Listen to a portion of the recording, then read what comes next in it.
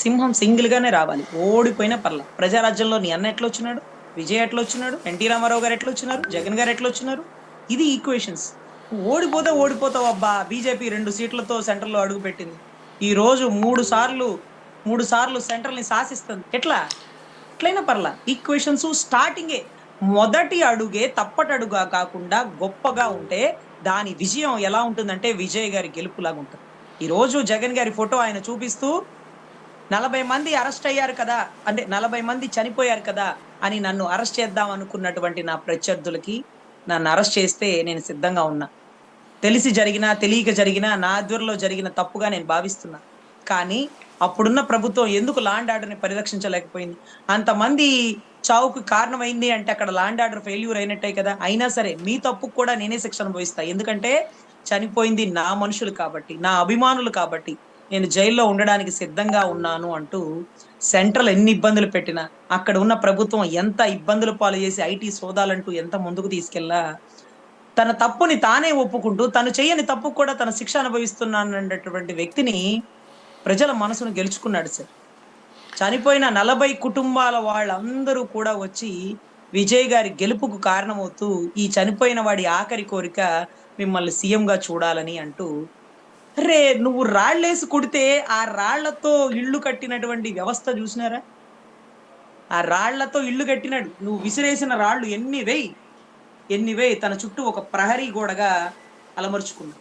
ఈ రోజు చనిపోయినటువంటి 40 కుటుంబాల వారు ఎవరైతే ఉన్నారో వారు దగ్గరుండి ఆయన విజయానికి ఒక్కొక్క నియోజకవర్గంలో తిరిగి ఈ రోజు ఆ ఎమ్మెల్యేతో పాటుగా ఆ నియోజకవర్గంలో ఆ చనిపోయిన వ్యక్తి ఫోటో పెడుతూ సమాన ప్రాధాన్యత ఇస్తూ ఆ కుటుంబంలో ఒక వ్యక్తిని దగ్గర తీసుకుంటూ ఎన్నో ఎన్నో సార్. అంటే దాని అర్థం ఏంటంటే ఈ రోజు మనం జగన్ గారిని చూసినా, విజయ్ గారిని చూసినా, జయలలిత అమ్మని చూసినా, ప్రజారాజ్యంలో చిరంజీవి గారిని చూసినా, అప్పట్లో ఎన్టీ రామారావు గారిని చూసినా, వీళ్ళందరూ కూడా ఎంత కష్టమైన సింగిల్ గా వెళ్ళారు సార్. వాళ్ళ అదృష్టం ఏకదం ఎన్టీ రామారావు గారు సీఎం అయిపోయారు, వాళ్ళ అదృష్టం ఏకదం విజయ్ గారు సీఎం అయిపోయారు. కానీ ప్రజారాజ్యంలో చిరంజీవి గారు గాని, లేకపోతే ఇక్కడ జగన్ గారు గాని పోటీ చేసిన వెంటనే సీఎం అవ్వలేకపోయారు. కానీ కానీ ఏదైతే పచ్చ మీడియా టీడీపీ పెట్టిన ఇబ్బందులను తట్టుకోలేక ప్రజారాజ్యాన్ని కాంగ్రెస్ లో విలీనం చేసేసిన పరిస్థితి. పాపం ఎంత బాధపడుతూ చేసి ఉంటాడు. ఎవరి కారణంతో విలీనం చేసినాడు, ఎవరి వల్ల ఆ పరిస్థితి తెచ్చుకున్నాడు. వారు పెట్టిన ఇబ్బందులు తట్టుకొని ఉంటే ఖచ్చితంగా చిరంజీవి గారి సీఎం అయి ఉండేవారు. ఆ ఇబ్బందులు తట్టుకోలేనంత పరిస్థితుల్లో ఆయన నెట్టేసినాడు ఆ పచ్చ మీడియా గాని, ఆ టీడీపీ గాని. అలాంటి వ్యక్తిని 2014లో మేము గెలిపించుకొని నెత్తినెక్కించుకున్నాం. అది మా దరిద్రం. మళ్ళీ కూడా గెలిపించుకున్నాం. సో అంటే ఇటువంటి పరిస్థితులు అంటే ఇరవై ఒకసారి తొమ్మిదికి సీఎం మేడం, కావాలి. అంటే 29కి పవన్ కళ్యాణ్ కూటమితో వెళ్తే ఇక ఓట్లు వేయం గెలిపించమని చెప్తున్నారా? 29కి సింగిల్గా వెళ్తేనే ఓట్లు వేస్తామని చెప్తున్నారా? సార్ ఆయన సింగిల్ గా వెళ్ళినా, ఆయనతో మింగిలై వెళ్ళినా ప్రజల్లో ఉండే నమ్మకం సన్నగిల్లుతుంది సార్. పూర్తిగా పోతుందని నేను చెప్పలేను. నమ్మకం సన్నగిల్లుతుంది సార్. ఎవరిని గెలిపించినాం 2014లో, 2024లో ఎవరి గెలుపుకు మేము కారణమయ్యాం? వీళ్ళు అంటే ఆ గెలుపుకి కారణమైన వ్యక్తులు ఎవరు అంటే ప్రజారాజ్యం పార్టీని కాంగ్రెస్ లో విలీనం చేయడానికి కారణమైన వాళ్ళు. అంతమంది బీసీలకి, అందరూ బీసీల పక్షపాత అంటారు కదా, కానీ ప్రజారాజ్యంలో చిరంజీవి గారు 100 మంది బీసీలకి టికెట్ ఇచ్చారు.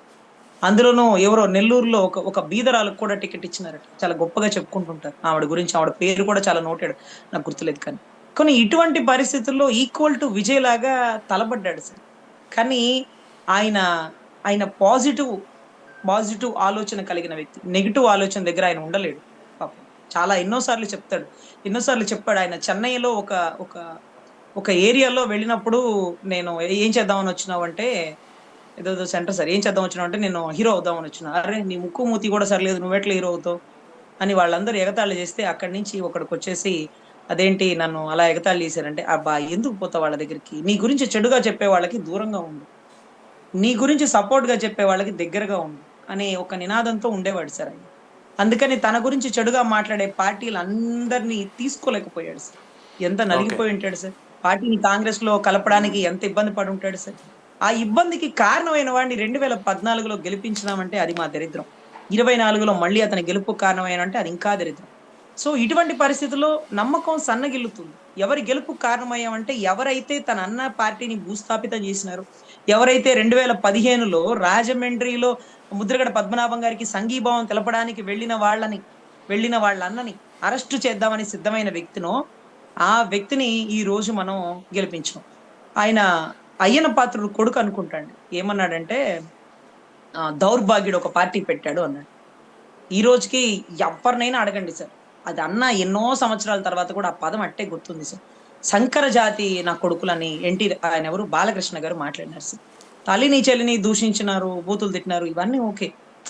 అసలు అర్థం కాని విషయం ఏంటంటే అతన్ని ఎందుకు మేము గెలిపించను? అతనే కదా ప్రజారాజ్యం కుప్పగొలిపోవడానికి కారణం.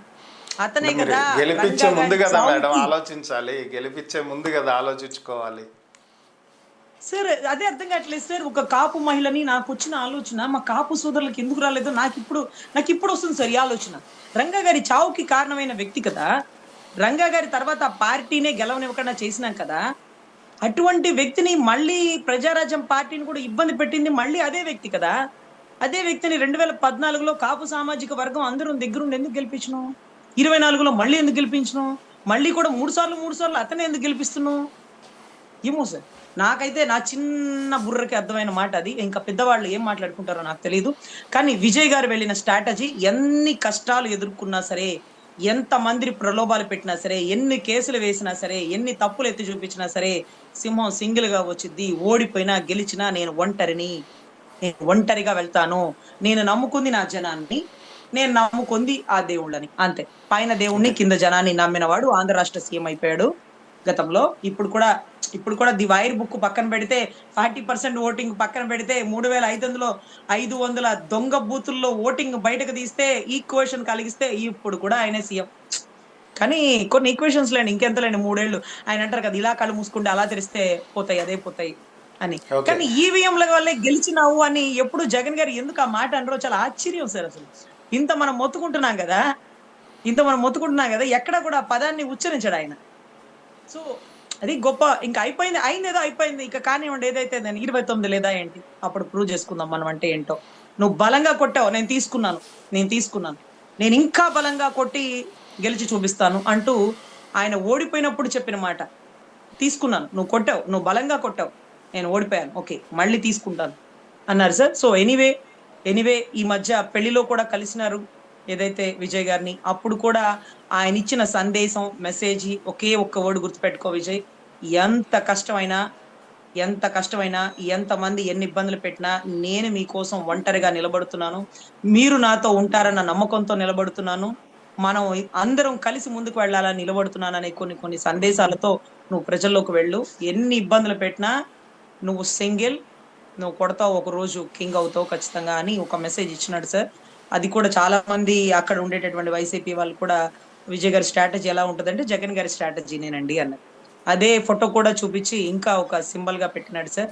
సో ఎనీవే ఒక మంచి మెసేజ్ ఇచ్చినారు. ఎన్ని కష్టాలైనా పొడిదుడుకులైనా సర్దుకుని తట్టుకొని నిలబడి ఈ రోజు సీఎం స్థాయిలో అయినటువంటి విజయ్ గారికి మన తరపు నుంచి, మన ఆంధ్ర రాష్ట్ర తరపు నుంచి కృతజ్ఞతలు తెలుపుకుంటూ, ఏ నాయకుడైనా ఎంత కష్టమైనా, ఎవరెన్ని ఇబ్బందులు పెట్టినా, శత్రువులు ఒకరు కాదు ఒక నలుగురుగా మారిన తను నమ్ముకున్న సిద్ధాంతాలని పక్కన పెట్టి ఎప్పుడు కూడా సమీకరణాలని తీసుకోకూడదని, అంటే విజయ్ విషయంలో కానీ, జయలలితమ్మ విషయంలో కానీ, లేకపోతే జగన్ గారి విషయంలో కానీ, ఎన్టీ రామారావు గారు, వాళ్ళకి ఇష్టమైన ఎన్టీ రామారావు గారి విషయంలో కానీ ఇది చూసి నేర్చుకోవాలని నా తరపు విజ్ఞప్తి.